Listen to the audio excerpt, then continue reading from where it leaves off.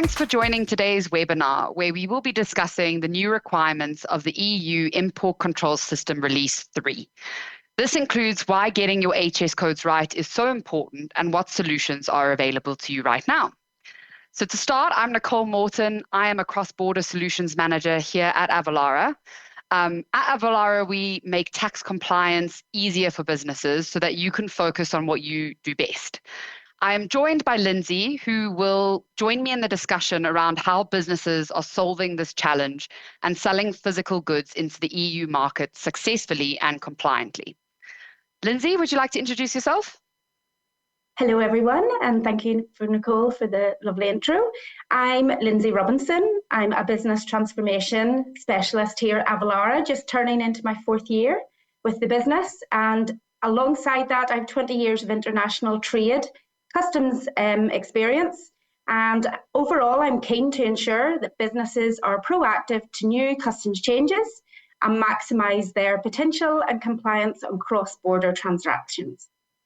Perfect. Thanks, Lindsay. I think between us, we have 30 years of international trade and cross-border experience. So hopefully that means you're in good hands. But let's jump right into it. So Lindsay, can you tell us what ICS2, I mean, they love abbreviations, but ICS2 is?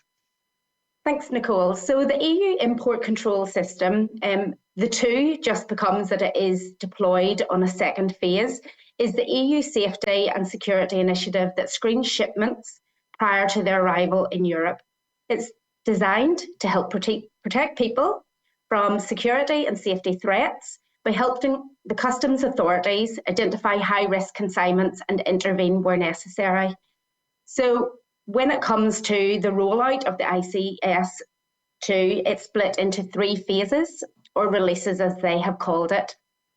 So phase 1 began almost 2 years ago, so it did, and concerned mail and express shipments. And within that perspective, we've seen the evolution of IOS for low-value consignments. Phase 2 then took effect in March 2023, and that there involved all couriers, postal services, transporting goods through the EU by air. So that's where the focus was there. Phase 3 is one of the bigger aspects of the rollout, and that's almost the final phase as we roll into road and rail in April 2025. This final phase begins June 1st, and it imposes exactly the same, similar rules, only it concerns the movement of goods by maritime and inland waterways. And the key being that this is a huge industry for commercial movement of goods. So each phase contained new requirements, including submitting safety security information to the EU prior to the shipment's arrival. Applying this effective risk-based customs controls, it does help facilitate free flow of legitimate trade across the EU external borders. So whilst initially you may look at this, it's more paperwork, more processes. Actually, it will aid compliant transactions, so it will much more smoother through customs control. So the reality is that businesses that don't comply with the ICS2 data requirements could find that their goods are stopped at customs. So it's pretty critical that they get on top of this requirement.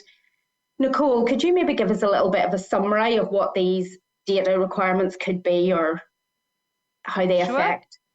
Thank you, Lindsay. That was a lot of information, but very, very useful. Can I suggest to everyone listening, now's a good time to get a pen and paper whilst I go through, some of these data requirements. So the first one is the EORI number. So businesses moving goods in the EU require an economic operator registration identification number, otherwise known as the EORI number. These are unique numbers businesses use to identify themselves to customs authorities. The ICS2 requires the EORI number of the consignee established in the EU to be declared with the goods, if such number was assigned to this party. Parties need to make their EORI number available to the ENS declarant. The EORI number can be validated online on the EU Commission site. So sure, quite a lot of information there. But Lindsay, can you tell us what HS codes are and why it is important that businesses get these right? So HS codes, shortened for Harmonised System. perhaps is one of the most important data elements. It's a 6-digit identifier assigned to every product sold across international borders. However, the EU customs clearance does not stop at the international known 6 digits. They require an in-depth classification from 8 digits for low-value goods up to 10 digits. And that's where the complexity comes in place. What they do is they enable customs authorities to apply the correct duties and taxes to every product, and also from a security and pre-clearance arrival, they know exactly what low and high risk goods are passing through their customs borders. So if businesses fail to provide HS codes in the first instance correctly, or provide the incorrect code, you may find that carriers and couriers will assign them for them. Because the carriers and couriers tend to know a lot less about the business requirements and the shipments, it is very highly likely that the wrong code will be assigned. And this could cause further delays if it turns out to be a high risk classification code. But also on the other side of things, it also can incur further duties for the client if it's miscalculated. So it's clear that having a quick and accurate way to classify the products and assign the correct codes is essential. And Nicole, maybe you could give us a little insight into the solutions that are available for businesses right now to help them. Yes, perfect. Thanks, Lindsay.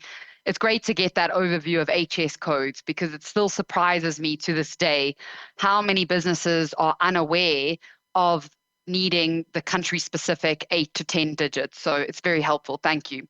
But yes, us at Avalara, we can support with tariff code classification. So we have a variety of solutions available to businesses, and it really just comes down to how are you currently doing things and what would work best for you. So we have self-serve options whereby we can give you the tools to classify your own products in-house through AI. Or you can outsource the entire process to us. And between our AI engine and a team of classifiers, we can assign the right HS codes for your product. We do have additional products around duty calculation, but we won't go into that today.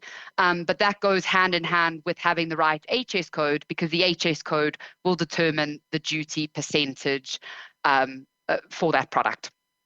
So before we wrap up, Lindsay, I just wanted to ask if you have any final comments on the subject. I think I just have a little reminder for everyone that, customs clearance and the compliance and data aspects of submitting an import declaration is the responsibility of the importer. So you had discussed really the EORI person, and that EORI identifier will absolutely take it back to the importer who is responsible. And specifically in relation to this phase of ICS2, in relation to larger consignments that quite often you find shipped through the maritime channels, it can be a costly experience if consignments end up delayed in customs clearance due to issues specifically over how the goods have been classified. So I would just make everyone aware how, this next phase may really impact their business if they don't get ahead of it. Perfect. Thanks, Lindsay. I know that that's been quite a lot of information, but very helpful information. So I hope you all took down some notes. And thank you very much for watching the webinar. We do really hope that you found it useful. As you can see, we have a range of products and services available beyond just HS classification.